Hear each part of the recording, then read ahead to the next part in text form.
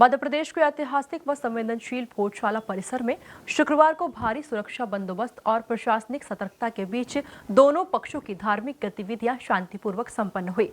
Supreme court की ओर से तय की गई अंतरिम व्यवस्था के तहत एक और जहां मुख्य भोजशाला परिसर के भीतर हिंदू समाज की ओर से पूजा अर्चना और हनुमान चालीसा का पाठ किया गया है। देखिए ये रिपोर्ट। भोजशाला के गर्भगृह में हनुमान चालीसा, भोजशाला के ठीक पीछे अदा हुई नमाज, शांतिपूर्वक संपन्न हुई धार्मिक गतिविधियां, कड़ी सुरक्षा व्यवस्था के बीच पूजा और नमाज। MP न्यूज पर नहीं देखा तो कहीं नहीं देखा। वहीं दूसरी ओर भोजशाला के ठीक पीछे स्थित खसरा संख्या 612 की खुली भूमि पर मुस्लिम समाज ने जुम्मे की नमाज अदा की है। सुप्रीम कोर्ट ने गुरुवार को मस्जिद पक्ष की अंतरिम याचिका पर होने वाली सुनवाई एक बार फिर टल गई। सुनवाई टलने के कारण शीर्ष अदालत की ओर से पूर्व में दी गई अंतरिम राहत व गाइडलाइंस को यथावत लागू रखा गया। इसी आदेश के अनुपालन में जिला प्रशासन ने शुक्रवार को दोपहर 1 बजे से 3 बजे के बीच नमाज के लिए स्थल की व्यवस्था सुनिश्चित कराई है। पुलिस प्रशासन की मौजूदगी में जुम्मे की नमाज अदा की गई। जुम्मे की नमाज में निश्चित संख्या में नमाजी आए। सर्वे नंबर 612 पर शांति और सुरक्षा के साथ नमाज अदा की गई। पुलिस कप्तान सचिन शर्मा ने नमाजियों का आभार माना। वहीं उन्होंने कहा कि शांतिपूर्वक नमाज अदा हुई है। धार जिले में शुक्रवार की नमाज जो है माननीय सर्वोच्च न्यायालय के जो आदेश है उसी के अनुपालन में हुई है। मैं सभी का जो सहयोग रहा है उसके लिए आभार व्यक्त करता हूँ। सभी ने अमन शांति भाईचारा बनाने के लिए जो अनुमानित संख्या थी उसके हिसाब से और जो पूर्व निर्धारित स्थान था वहीं पे नमाज की गई थी। सर, किस प्रकार की सुरक्षा व्यवस्था रही सर? सुरक्षा व्यवस्था काफ़ी लेयर्स में थी और इसके अलावा जो नमाज पढ़ने आए थे उनका भी काफ़ी सहयोग रहा। और जो सर्वोच्च न्यायालय के जो आदेश हैं उसमें 2 प्रमुख तौर पर विकल्प हैं। दूसरा विकल्प जो सर्वसम्मति से यदि नया स्थान चिन्हांकित होता है जहाँ पे ज़्यादा लोग पढ़ सकते हैं उसका भी विकल्प सभी के लिए खुला हुआ है। तो यदि बातचीत में कुछ निष्कर्ष निकल के आता है तो उसमें भी कार्रवाई की जाएगी। सर, शहर में किस प्रकार के हालात हैं और सुरक्षा व्यवस्था किस प्रकार की है? शहर में जो शांति है वो बनी हुई है और सभी के सहयोग का मैं बहुत बहुत आभारी हूँ। वहीं अब्दुल समद ने कहा कि सर्वे नंबर 612 पर हमने नमाज अदा की है। यह खसरा काफी बड़ा है लेकिन यहाँ पर स्पेस की कमी है। वहीं नमाजी कीचड़ में से होकर निकलते हैं। सुविधाओं का अभाव है। गाजर घास उगी हुई है। एक हफ्ता बीत जाने के बाद भी यहाँ पर इंतजामात नहीं किए गए। देखिए, चूंकि पिछले शुक्रवार को ही स्पष्ट आदेश आ गया था सुप्रीम कोर्ट के अनुपालन में, माननीय कलेक्टर महोदय ने एक फौरी तौर पर मीटिंग रखी। सारे जनप्रतिनिधि, पिटिशनर, इंटरव्यूनर सब उसमें हाजिर थे।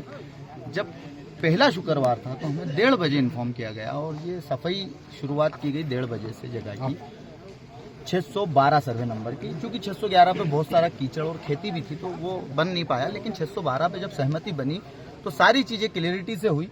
लेकिन पिछले शुक्रवार से इस शुक्रवार में पूरा 1 हफ्ता बीत गया लेकिन अभी तक सुविधाओं का कहीं ना कहीं अभाव है। नमाजियों को आने वाले रास्ते पर कीचड़ मिलता है, नमाजियों के कपड़े गंदे होते हैं। दूसरी चीज, नमाजियों को स्पेस जितना पिछले शुक्रवार था उससे भी कम कर दिया गया, बैरिकेडिंग को तंग कर दिया गया। जबकि खसरा नंबर 612 पर्याप्त है हम लोगों के लिए। खसरा नंबर 612 में पीछे भी आप देख रहे हैं बहुत जगह है, इधर साइड में जगह है, लेकिन यहाँ गाजर घास उग रही है, गंदगी पड़ी हुई है, किसी तरह की कोई साफ सफाई नहीं है। तो हमारा निवेदन प्रशासन से यही है कि ये जो ऑर्डर हमें दिया है ये मुस्लिम समाज ने घर से नहीं लिखा है, ये माननीय सर्वोच्च न्यायालय ने दिया है और ये कहते हुए दिया है कि इसके मुख्य आदेश पे कोई इफेक्ट नहीं गिरेगा। आप लोग, आपकी जो 700 सालों की प्रैक्टिस है, अगर आपका अधिकार हाईकोर्ट ने छीना है तो हम आपको अधिकार की प्रैक्टिस के लिए कमाल मौला जामा मस्जिद के सटी लगी हुई जगह पर सर्वे नंबर के साथ, खसरा नंबर के साथ इंटर करते हैं और आप आपकी प्रैक्टिस वहां करिए जब तक कि कोई अगली हियरिंग में नया फैसला नहीं आए। क्योंकि 5 अगस्त को डेट लगी थी, उसके बाद वो टल गई। अब जब भी आगे डेट लगेगी उसमें कोर्ट तय करेगी कि अंतिम निर्णय तक इस फैसले को कैसे यथास्थिति में रखना है। लेकिन तारीख आगे बढ़ने से ये वापस से शुक्रवार को यही नमाज अदा की गई मुस्लिम धर्मावलंबियों द्वारा। लेकिन कहीं ना कहीं स्थिति आपके सामने है और व्यवस्थाओं का अभाव है। और दूसरी चीज, आप लोगों के थ्रू एक बहुत ही स्पष्ट संदेश देना चाहता हूं उन बाहरी लोगों को जो यहां पर आकर के धार का माहौल गंदा करना चाहते हैं, खराब करना चाहते हैं। इस्लाम ने हमेशा से मोहब्बत का पैगाम दिया है। जो लोग भी बाहर से आ रहे हैं वो हमारे शाह कमाल के बारे में अपशब्द टिप्पणी कर रहे हैं, उनके बारे में गलत बोल रहे हैं, उनके बारे में जो मिसगाइडिंग कर रहे हैं वो सरासर गलत है, अन्याय। हमने प्रशासन से भी मांग की थी कि ऐसे लोगों के खिलाफ कड़ी से कड़ी कार्रवाई करें, चूंकि शाह कमाल जब इस धरती शहंशाह मालवा जब धार तशरीफ लाए तो यहाँ पर जिन राजा का जिक्र जिस लोगों ने वहां किया है, जिन लोगों ने वहां किया है कि बहुत सारी यहाँ चीजें ऐसी हुई कि मौलाना के आने के बाद यहाँ कब्जा किया गया, लेकिन सरासर गलत है। जब मौलाना यहाँ पर आए सन 1295 में, उससे पहले जितने राजाओं का यहाँ पर राजयोग चला, कहीं ना कहीं यहाँ महिलाएं परेशान थी। सती रस्म सबसे ज्यादा हमारे देश में धार और मालवा क्षेत्र में होती थी। सती रस्म के अनुसार अगर पति मर जाता है तो उसकी चिता के साथ उसकी धर्म पत्नी को उसके साथ जिंदा जलाया जाता था। लेकिन शाह कमाल ने आकर सबसे पहले इस्लाम के नजरिए से ये पैगाम दिया कि ये सरासर इंसानियत के खिलाफ है, आप लोग ये रोकिए। सारे जिस टाइम भी जिस राजा महाराजा से हो सका सारा मोहब्बत का पैगाम उन्होंने दिया और इस प्रथा को रोकने की पूरी कोशिश करी। ये प्रथा लेकिन चलती रही। शाह कमाल ने आकर के विरोध किया और ये मैसेज दिया कि ये सरासर गलत है। अगर कोई एक इंसान मर चुका है तो दूसरे इंसान का आप जीवन बर्बाद नहीं कर सकते हैं। और सती प्रथा के खिलाफ सबसे मुखर आवाज में शाह कमाल ने आवाज उठाई और इस सरजमीन धार में इस्लाम फैलाया और इस मस्जिद की नींव रखी, बराबर नींव रखी जहां पर पूरा स्पेस खाली था रॉ मटेरियल के साथ।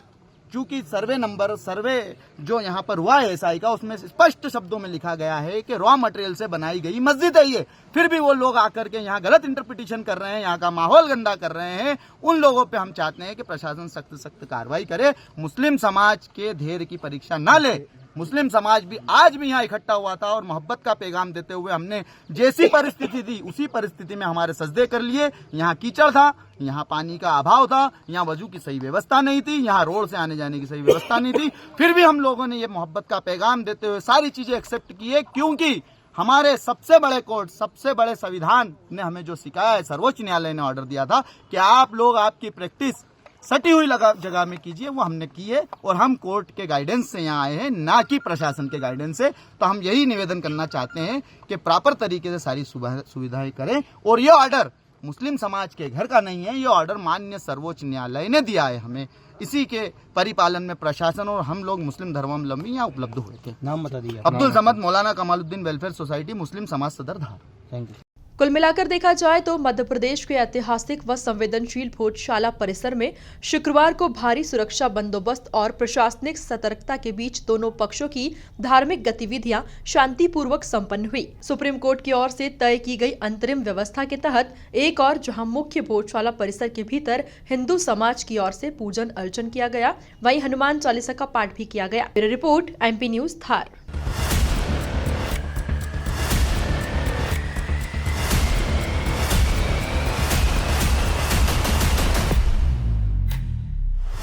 MP न्यूज पर नहीं देखा तो कहीं नहीं देखा।